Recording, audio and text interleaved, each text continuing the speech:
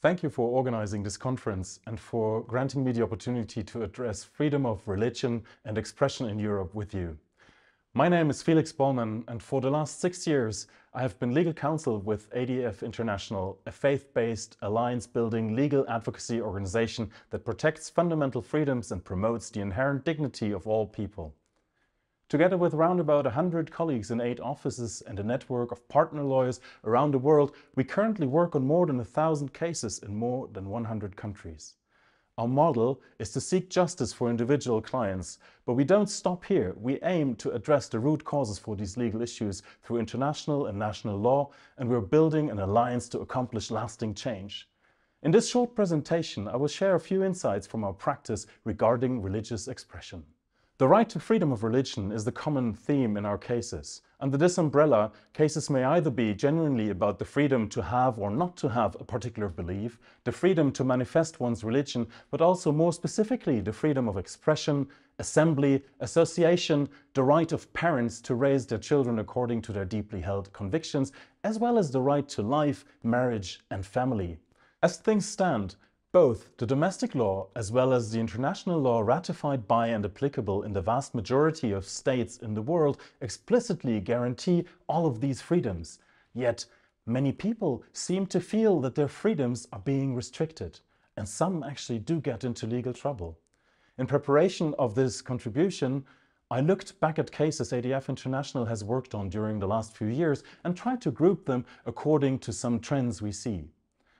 Trying to keep my remarks short, I'm aware that more could be said and things might be complex. I'll focus mainly on Europe, and when I speak of fundamental rights, I conceptualize them as guaranteed in Articles 9 and 10 of the European Convention on Human Rights. As of today, the European Court of Human Rights considers both freedom of religion and freedom of speech to be foundational rights for a democratic society. The first and maybe most impactful trend to me is marginalization of organized and public religion. In many highly secularized countries, regardless of a rich heritage of religious and religiously inspired institutions and a number of individual beliefs, church membership is dropping substantially each year. We have countries that went from 90% to less than 50% church membership in just 50 years, according to the whole population. What's more, Sunday church attendance out of the officially registered Christians, for example in Germany, is only about 12%, which suggests that a substantial number are keeping their membership but hardly play an active role in church life. It is belonging without believing. This is important because marginalization of religion from the outside is boosted by self-marginalization. How serious are believers about their belief and religious practice? I find this highly relevant, because we have seen a number of cases concerning closure of places of worship, namely during COVID-19. In the early stages, public life was shut down almost completely. In some instances, it did not even take a law or administrative act. Gathering places, including churches, shut down voluntarily. Later, closures were decided based on whether an activity was deemed essential. When bicycle shops reopened again, yet churches in Scotland remained closed, Canon Tom White and 26 other church leaders from the area successfully took to the courts. The bans on church worship were successfully challenged in courts of law, but it took a fight. Observance of religious practice was not automatically considered essential, and many believers remained silent. Those who put up a legal challenge had a good chance of success. Now, Jan Figel has brought what is likely to be the first such case to the ECHR, challenging the very strict ban on public worship in Slovakia in 2020. The aim here is to clarify that religious practice is at least as essential as other pursuits of life. As mentioned before, that is the established reasoning of the European Court of Human Rights. Make no mistake, marginalization can and does come from the outside. However, people of all faiths shall keep in mind that every freedom does require to be exercised, and there is no legal reason to self-marginalize. A second trend we see is what has been named intolerant secularism. This is in itself a worldview competing with traditional religion. While Article 9 of the European Convention on Human Rights protects different worldviews, an intolerant secularism is aggressively calling religious expression into question. One of the characteristics of religious freedom in law is that doctrine is generally regarded as non-justiciable. However, what we see here is exactly that. What do I mean? Maybe it's best illustrated by the following example, the case of Päivi Räsänen, a Finnish MP. Together with Dr. Juhana Pujula, bishop of a branch of the Finnish Lutheran Church, she found herself on trial over a tweet, including a picture of Romans 1:8 and asking the Lutheran Church whether sponsoring the Helsinki Pride Parade was a good idea. Investigations by the police came to nothing, but the Prosecutor General of Finland took up the case and also investigated a pamphlet written by them in 2004. At the time, the law they're now tried under was not even in force. But the prosecutor went on to cross-examine the accused in court on points of theology. At the core of this and other similar cases is someone taking issue with a particular content of the religious doctrine, assessing it out of its context and claiming that it crossed a line. The European Court of Human Rights, however, just last year, in the case of Taganrog, LRO and others versus Russia, reiterated its established reasoning that just because a remark may be perceived as offensive or insulting by particular individuals or groups does not mean that it constitutes hate speech. Although such sentiments are understandable, they cannot in themselves set limits on freedom of expression, let alone inhibit the enjoyment of freedom of religion by others. End of quote. Another characteristic of such trials as Päivi Räsänen's is that the trial itself becomes the punishment, regardless of the outcome, which I expect to be full vindication of her rights. At the time of recording this message, we are expecting a second instance hearing in the Helsinki Court of Appeals, and already at the time you view this, an outcome may have been reached, so stay tuned. Also, to mention, such cases have a chilling effect on many religious people beyond the circle of those immediately concerned.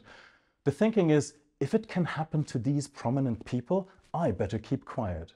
However, that's contrary to what is the law, and as it protects religious freedom and expression. A third trend we see is a new kind of censorship. For example, when certain expressions are banned from certain places or topics are excluded from public discourse entirely.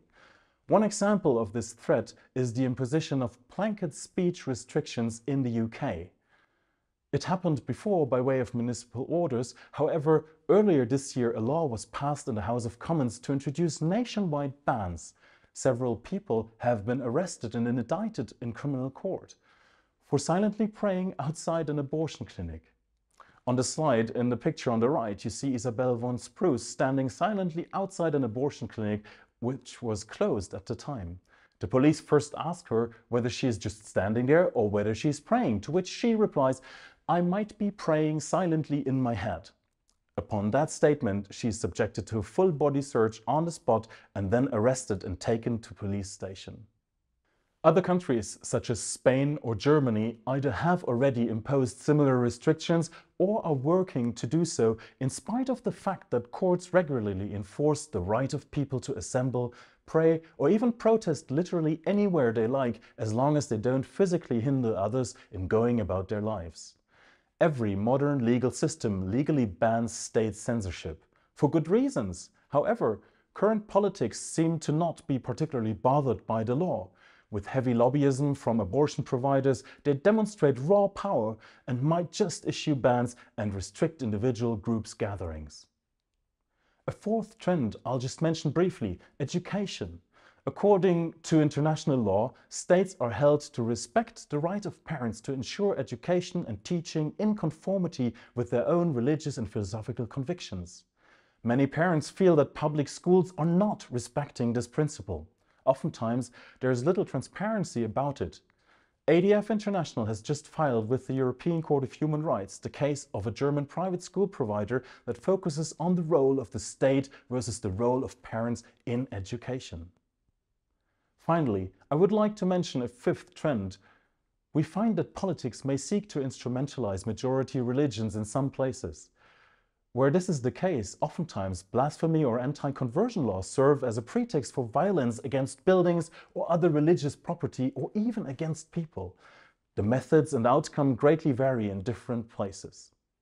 We see that For example, in Pakistan, Christians are under the threat of criminal punishment through blasphemy and anti-conversion laws, respectively.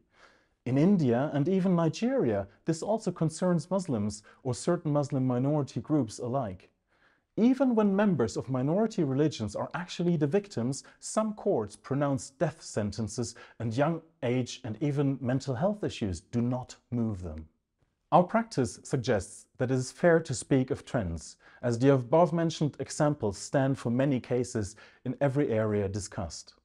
However, more often than not, the existing laws enable us to address these issues through the courts with a relatively high chance of success, so there is opportunity to stand up for what is right. While, according to the law, we live in free democratic societies here in Europe, identity politics are on the rise in spite of the fact that they do nothing, at best, to promote true pluralism in the positive meaning of the word. In stark contrast to the principle of neutrality and obviously paying lip service to values such as tolerance and diversity, some governments fail to strike a fair balance between conflicting convictions. The role of the state seems to be changing dramatically, and it does not seem to be for the benefit of freedom for all.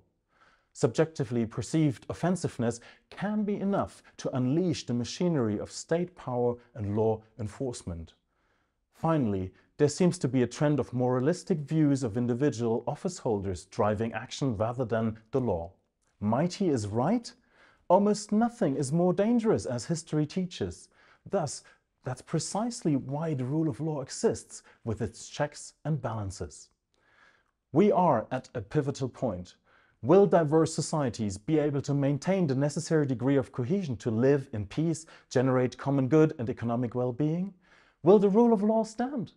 I don't think there is a place in history to which we ought to simply return. We ought to move forward. However, under the laws currently in force, there is ample opportunity to challenge what can rightfully be called bad practice. Here are some seemingly simple but effective ideas. A good starting point is to raise questions, to not be intimidated, and to just demand answers. But make sure to not fight alone, make friends and allies, however unlikely they may be. ADF International will be glad to hear from you and from your experiences, and where necessary, assist you in legal opportunities on a case-by-case basis. Where a legal challenge is imminent, we might provide support. To end on a positive note, ADF International has been privileged to hold our Arete Academy on 3 continents for a number of years now. Arete is more than a conference. It's a high-caliber, intense training and an invitation to carefully selected, promising young professionals to grow together, spiritually, intellectually, and relationally, to live their faith, to build their character and skills, and to forge the ties that will enable them to shape the future of this planet and achieve great things together. We have become what we are.